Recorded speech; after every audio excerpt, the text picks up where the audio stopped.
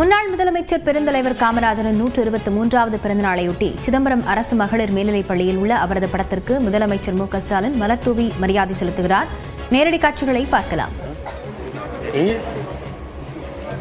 இதுகுறித்த விவரங்களுடன் செய்தியாளர் பிரேம் இணைந்திருக்கிறார். பிரேம், விவரங்களை பதிவு செய்யலாம்.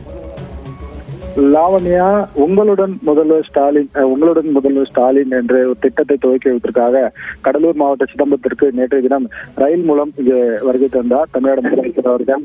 அது தற்போது இன்று முதற்கட்டமாக காலை சிதம்பரம் அருகே இருக்கக்கூடிய அரசு மகளிர் மேல்நிலைப் பள்ளியில் பெருந்தலைவர் காமராஜர் அவர்கள் 123வது பிறந்த நாளை முன்னிட்டு கல்வி வளர்ச்சி நாளாக கொண்டாடப்பட்டு வருகிறது. அதன் ஒரு பகுதியாக இன்று அரசு மகளிர் மேல்நிலைப் பள்ளியில் உள்ள பெருந்தலைவர் காமராஜர் படத்திற்கு முதலமைச்சர் மு.க. ஸ்டாலின் அவர்கள் மலர் தூவி மரியாதை செலுத்தினார். பின்னர் அங்கிருக்கக்கூடிய பள்ளி மாணவர்களுடன் ஒரு கலந்துரையாடலை செய்தார். தொடர்ந்து அவருடன் அமைச்சர்கள் எம்.ஆர்.கே. பன்னீர்செல்வம், கே.என். நேரு மற்றும் ஏவா வேலு ஆகியோர் உடன் இருக்கிறார்கள்.